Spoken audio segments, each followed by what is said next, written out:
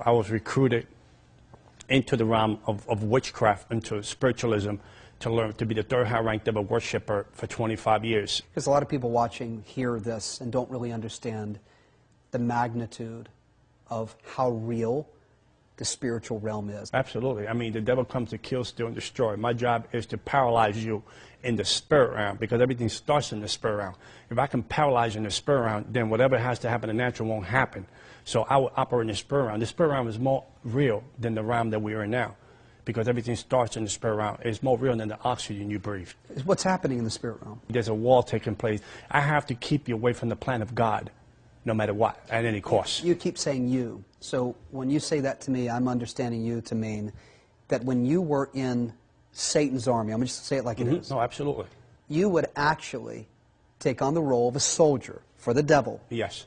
To do what in the spirit realm? In other words, to do witchcraft, to do tarot card readings, to do spells, to paralyze their neighborhood, so the cross won't reach that neighborhood. So the people in that neighborhood will know that if it was a spirit of poverty, a spirit of prostitution, drugs, I feed that spirit in the neighborhood to control that neighborhood, so the cross of Jesus Christ will not come into that neighborhood. If you're a believer, to make you believe that the Christ you serve wasn't real, he was a fantasy. The cross is a fantasy. The cross is a figure of your imagination. I was very good at that. I had like a PhD doing that. Wow. And then after that, I discredit the cross, because I have to discredit the cross, because if I can discredit the cross, you had nowhere to run to. Sure. So you were vulnerable. You were in the middle of nowhere. So now I can come and attack. It's like a lion. He chased the hurdle. He goes after the weakest prey. And then he attacks and he focuses on that weakest prey, so he brings us down. So I have to separate you from the cross. So I'm able to separate you from the cross and to make it a figure of imagination. I knew that there was gateways and portals that you were open because you were struggling. So I would hold on to that and then bring you down. Well, I would sit in the church. I would go to church as a demon man and sit in the church and break the unity of the church, or break the unity of the spirit going on, so people won't get saved. Wow. What was your goal? What was the game? What was the end game? Move up the ranks as a devil worshiper. Move up the ranks. Make my daddy proud. Did you fulfill my assignment? Did you actually see things you couldn't explain take place? I would sit with the devil like I'm sitting you with today. I would talk to the devil all night long. He would manifest in human form. He would come into my house. The presence would change. The atmosphere would change. The room would change. Your presence was there. I sold my soul to the devil. I got the marks in my body here. I got the marks here. I got the marks here. I got the pentagram carved into my flesh. So I would sit with the devil all night long and speak to the devil, because the devil wanted fellowship. Now, John, you can appreciate that's hard to believe. I'm not questioning you. I'm saying that people watching right now are saying, wait a minute, I see that in the movies, but this doesn't happen in real life. Right. How do we respond to that? I mean, you really saw the devil. Yeah, absolutely. Sat with him, sat with demons, principality. There's two worlds. There's the kingdom of darkness and the kingdom of heaven. There's people that seen angels. There's people that had encounter with Christ. So if you can see that, then there's a devil. Sure. There's an opposite. Right. If you can't just believe part of the Bible. Exactly. You can't believe in miracles and not expect to see them. You can't believe in that Jesus raised from the dead.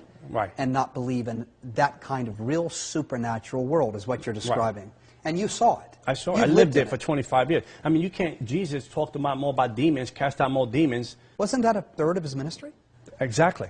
Why do we not see more of that today? Because the church is preaching people happy. They're not preaching people free. Say that again. The church is preaching people happy, but they're not preaching people free.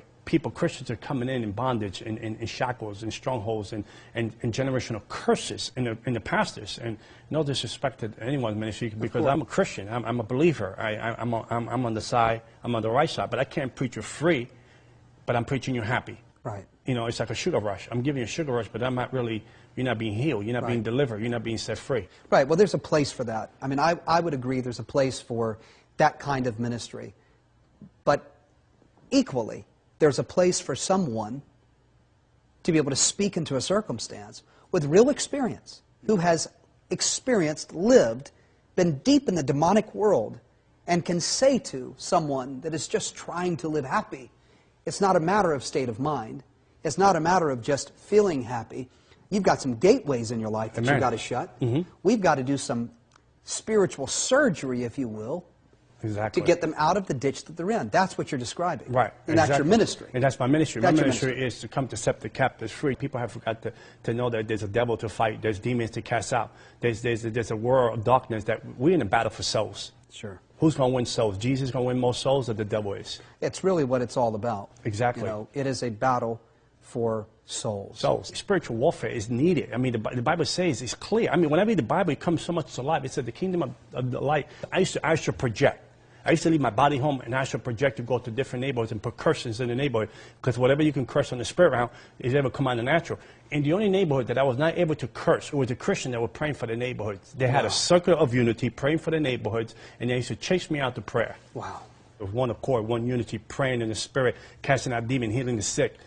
People need to see the power of God against the power of darkness. And I would submit that most people watching have never really experienced the power of God. No. They've never seen what you're describing. I mean, I came from a kingdom of darkness. I had $100,000 witchcraft stuff in my house. I had human bones in my house. If I would tell you I was going to kill you in 30 days of witchcraft, I was going to kill you in 30 days of witchcraft. So today, Jesus had erased everything and took my mess and made it a testimony. Wow. And now I'm educating the body of Christ that there's a devil out there that we need to fight. I'm educating the church, the spiritual warfare. We need to stay free. You know, not only, yes, we're freed by the cross. We accepted Jesus. Accepting Jesus gets you into the game, by the way. Mm-hmm. It gets you into the game. Now you have to walk out your Christianity. Mm-hmm. You don't get saved, in other words, and it's all happy from there. Right, it's not all happy. You get saved, and then the real battle starts. There's devils that's trying to stop your purpose and your destiny. There's devils that's trying to give it an abortion. An abortion by how? By you have a purpose and a destiny that's in you, that God already put in you. He's trying to abort that baby. He's trying to abort that purpose and destiny so you won't reach the cross. You won't reach God's very best. Where there's high crime, mm-hmm. prostitution, killing, that's not just the work of people that make bad choices. There's an actual spiritual influence, a demonic force at play in that city. Mm-hmm. Maybe it's on somebody's job. Right. Maybe it's in a home. Mm-hmm. I mean, the spirit realm is alive, and it's not just bad decisions that people make. It's not just choices that we make. Right. You're saying that sometimes what someone watching right now might be facing might in fact be a demonic attack on their life. That's one thing boggles my mind. Right. Everybody's angry with God. Well, everybody wants to blame God when Everybody wants to blame God for everything. Sure. But no one is blaming the devil these days. The church, everybody's blaming God. I didn't get my boyfriend. I didn't get a girlfriend. I didn't get married. I didn't get a car. I didn't get the promotion. Everybody's blaming God. Right. No one's blaming the devil. Do you believe that people watching right now that are facing the challenges of life, and not just everyday challenges, but grips, their bank accounts empty, they are fighting every day with their spouse, they just went to the doctor and found out they had a diagnosis of some disease, maybe they have inflammation that won't go away, maybe they're angry all the time, they're frustrated all the time, they're depressed, they see no hope, all they see is negativity. Do you believe that the devil could be work right now in their life? Oh, absolutely. You know, let's put it there. If it was something natural, you can fix it. If it's something natural, it's easy to fix. You can put it together. It might take you some time, but you can get a remedy for it and get it fixed. Whether it's a cold, sickness, whatever, situation in your life, situation at work, situation in your marriage, you can sit down with your wife, talk it out. You can fix it. But if it's something that you can't fix, that is over your head, but you try every situation possible to fix it, and you can't fix it. Then there's something more at play. There's more to it. It's called supernatural. The devil studies you. The devil is more real. The kingdom of darkness is more real than the oxygen we breathe. He studies you. He has an assignment. The Bible said the devil goes as a roaring lion to see who he can devour. In the book of Job, God asked him, where do you come from? He said, I roam the earth back and forth, looking for an opportunity to see who I can bring down. So the opportunities, you can give your opportunity to God or you can give it to the devil. Wow. Choose who you give it today. You can give your life to God or you can give it to the devil. So whatever circumstance you give to, if it's the circumstance of darkness, it's like people, have you ever seen families, this guy's a baseball player, son become a baseball player, generational blessings, but this generation of curses too. They, you know, my father was an alcoholic, now I'm an alcoholic. Right. So devil knows where to hold on to. He knows where is the weak link. He knows what is the open door in your life. So if someone is struggling with addiction, if they can't seem to break free of it, you're saying that could be demonic influence. Oh, absolutely. 99.9, because if it wasn't, he could get free in the natural. If I'm struggling with something natural, and I'm struggling with something natural, I can get free because it's natural. I can overcome it. What do you say to people where they ask the question, isn't it just a state of mind? Maybe I'm just chemically addicted, you know? Maybe I can't break free just because it's just, I'm addicted. I pray for this young man, right? He was 26 years bound in schizophrenia. 26 years, chemical imbalance. He's free today. manifested. I mean, from his medication, he had 9 medications of different kind. And today, praying with him and a wonderful brother in Vegas, Shannon, him and I prayed for this brother consistently. We prayed for him about 15 to 17 times. We did deliverance. This brother today is, the doctors are dumbfounded. They cannot understand how this man is sound in his mind today. Other areas I explained, the finances and marriage relationships and these other things. Could there actually be a stronghold in people's lives watching right now that they're not aware of? Exactly, because sometimes people are not aware, sometimes out of anger, out of frustration, people speak things into the airwaves. Explain that to me. You talked about gateways in your book. You talked about in your book how you can open gateways and give the devil access into your life to wreak havoc in your life. Right. Explain that, if you would, for me and the people watching. Say if I was married, right, and me and my wife had an argument, and I told her, I hate this, I hate that, I can't believe this, I hate those kids, I hate you. Why you make this bad decision? You're no good for nothing. I can't wait to get divorced from you. The devil, bang, jumps on that opportunity. He start increasing that temper. He start increasing that circumstance in your house. He start to the point that you lose life in your house. You lose life in your kids. You lose life in your marriage. Now you start getting attracted to other things because you have opened the door, because what you speak is what you become. And so our words really are powerful. Very powerful. And the devil understands this too. You might say, well, maybe I'm not like the next guy. He's caught up in pornography. Or I'm not like the next guy. He's cheating on his wife. Or I'm not like the, you might categorize your sin in categories. Got it. God sees sin as sin. Got it. One sin can keep you away from heaven. It kept Adam away from the garden. One situation. It kept Esau, one bowl of soup cost him his birthrights. One situation can keep it. The devil can use one situation to hold you from God's very best. And you might think it's light.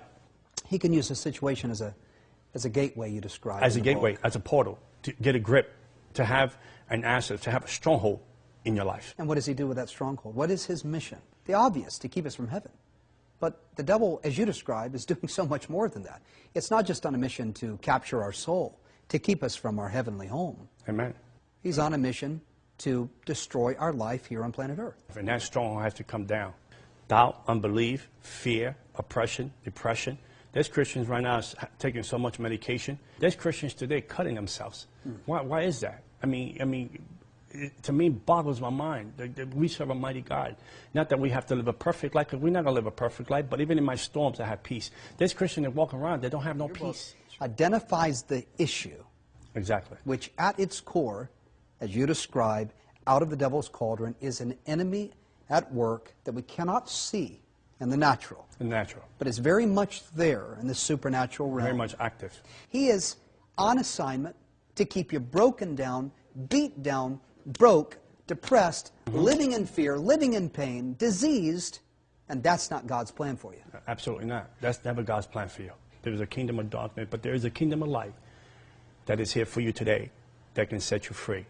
And once the Son sets you free indeed. Put your faith in the right place. Put your hope in the right place. Submit yourself to God. Give yourself to the Lord. Let God set you free. Because the bottom line is that there's an enemy out there to come steal, and destroy. So I want people to understand that the book is not about me. It's never about me. The book is about, my Pastor Carter says to me, for the souls of men and the glory of God. That's what I'm here for. That's what God saved me for. That's good. To open up the eyes of the believer, to open up the eyes of the unbeliever. If I have to suffer for 25 years so you can get your freedom, so be it. Well, what are you wanting people to get from this book? What are you wanting them to understand that they can apply to their life? One of the things I say is the book is never mine. The book belongs to God. I want people to know that there's a spiritual realm, that you don't have to be in the condition, in the state that you're in. This book has impacted people's lives. This book has touched people's lives, transformed people's lives, opened people's eyes. People gotten saved to this book.